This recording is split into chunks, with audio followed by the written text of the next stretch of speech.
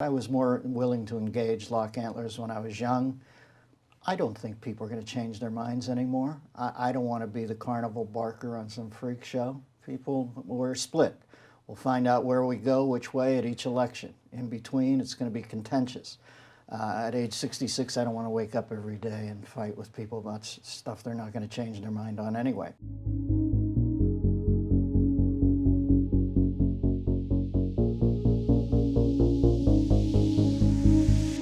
I'm Dave Rubin, and this is the Rubin Report. Reminder, everybody, subscribe to RubinReport.com if you want to get all our videos early and totally ad-free. And more importantly, joining me today is a stand-up comic and host of Dennis Miller Plus One on the RT Network, as well as the Dennis Miller Option Podcast.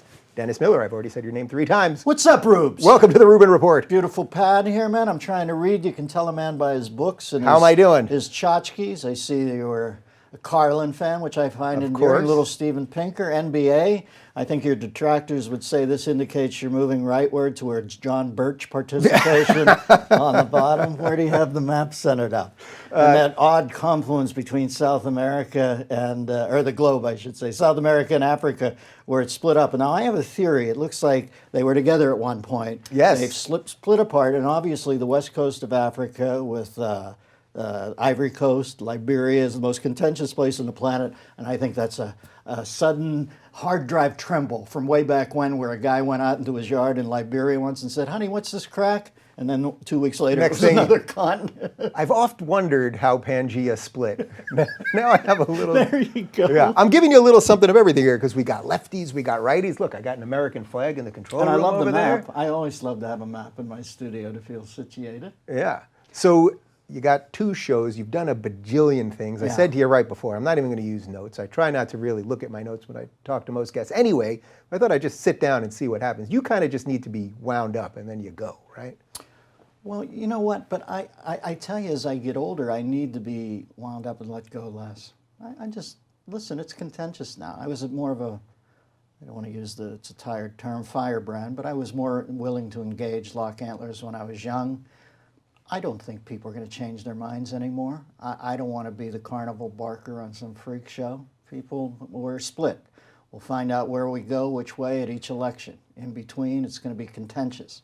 At age 66, I don't want to wake up every day and fight with people about stuff they're not going to change their mind on anyway. So when I get going, I like to put on a good show. You know, you're Spanky and our gang. Let's put on a show, but I don't need to get going as much anymore. So you're like an evolved political satirist or something. I just I used to dig the game when you could budge somebody an angster. I didn't need them to come over. I never thought that you're going to talk to somebody and they were going to desert their core beliefs and come over your way. But they, at least you could see them mulling. I think mulling's gone. I could see hm's gone. It's just now everybody's dug in. And, I'm trying, man. I'm trying over here. No, I appreciate it, but like I said, I don't know. You're in your 40s, right? I would have probably fought more then. But I'm telling you what, you seem like just the time we talked beforehand, you seem like a smart enough cat that somewhere down the road, I can't see you fighting it into the barn. Seem to be in love. You got a beautiful family in the picture out here. Got a great place. You're kicking ass and taking names career-wise. Yeah, you should do it now. But at some point, the harvest is... what are you going to do? I'm into getting up and reading, taking a hike, having a good meal, appreciating the fact I married the most beautiful, witty, charming girl I ever met, adoring my sons, watching some baseball, and then reading as I fall out to sleep. Is that a tough thing, though, for a comic to have to face? No? Not for me. But do you think for most comics that's like you almost fear that? You fear the okayness because you won't have the fuel? It's a comedian. It's a job. Yeah, I was never very... I don't view show business as some sword from the stone moment where you're anointed. It's a job. I grew up in Pittsburgh, and my job, what I was good at was I would think jokes up, and then I tried to give those jokes to somebody else to do, and then I found I didn't have the ego for that. Once I saw somebody do a joke, I thought, up on the Tonight Show and Carson laughing, I thought, oh, I'm not built for this. I better become the unlikely conduit. But I've never thought of myself as the Silver Surfer comedian. Yeah. So no, I don't. I don't have any moment pangs where I think, "Oh, I wish I was in the fray." It never was like that when I was in the fray. Were you always political? Because I No, think once you get that job on SNL, you have to become political. Yeah, so you weren't political before that. I used to be a prop comic. I remember working with I was never quite Karatopian, but I remember Is that an actual word? I think that's probably in the dictionary now. That's depressing. I did props when I first started because I thought that visually that way. But then I remember I couldn't fit the props in the overhead. I had slight props, and then I thought, I'm not going to wait a half an hour at a revolving carousel for some for inflatable a toilet seat I could put on my head and say, "Alas, poor turdic." So I ditched out on that. Started writing jokes. Like I said, told a couple of other comedians, saw them do them and score with them, and thought, I've got to be the guy. So, like I said, it's very. I didn't have a whoosh whoosh thing about stand-up. I remember thinking, okay, this is a good career. It was kind of a decision. So when you get the Weekend Update situation, the SNL situation, then it's sort of like it was political. What year did you start at SNL? Somewhere in the 80s. Somewhere in the. That's what I mean, though. I'm not doing that deliberately. Yeah. I just. I remember I was maybe like 89 or something. Because I'm trying to remember. Because you on SNL, that class was like my formative comedy year class. Yeah. So I was like 12, 13 around then. And I think maybe like 89 or something like that. Well, some Was people it even choose to before think that? of themselves as comedic visionaries. I choose to think of ourselves as ushering kids through puberty. We were the, if you were 12 or 13. Yeah. That's all we were. There was 15 minutes off from jerking off. Yeah. But you guys did it. See, I made it out okay. But I remember I was in Baltimore, and I had auditioned for SNL maybe a month before. And then I remember they picked the cast. USA Today had a picture of them. I wasn't in it. I was still in Baltimore. And I was so tough at that point, because on your way up, you have to be tough. You did stand up in New York 12 years. I was a gladiator. And I remember seeing that picture. I didn't have a crestfallen thing. I think I came close to that. All right, keep going.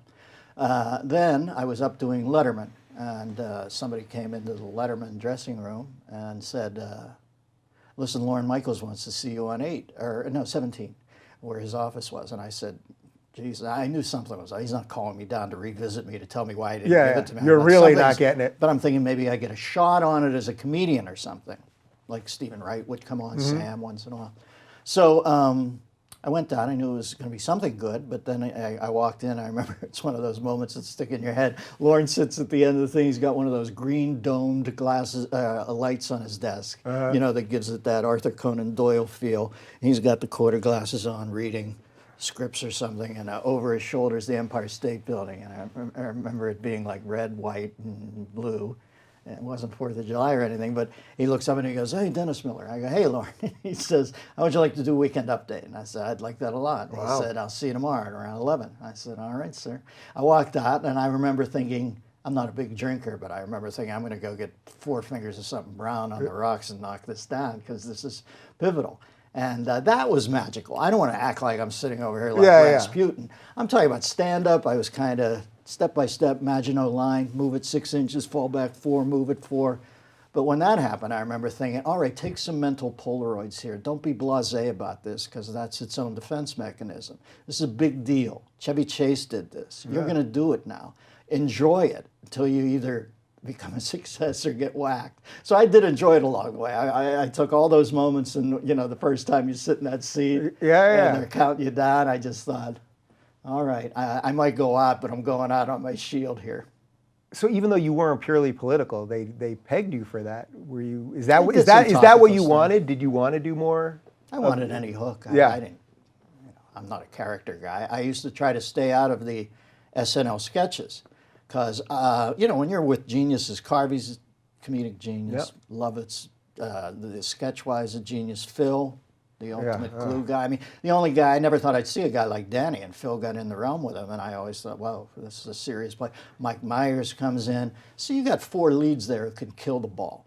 I'm the 5th guy in a sketch. I'm the bartender saying, here's your gimlet, and yet I got to be there blocking it for 3.5 hours. So I used to go around and say to writers when they wrote me in, I'd say, don't put me in. I want to be like the DH. I want to pick a rock song, swing the weighted bat down the tunnel, come out and hit the ball for 10 minutes. And by the end, you had that, right? Yeah, it was a groovy job. Yeah. And I'd probably been in around a dozen sketches over the years, and they were ones where I thought, oh, this is good. I should stay in this, because I want to see this when I get older. It's a Wonderful Life, the next chapter. You know, you knew when something was going to be a big hit.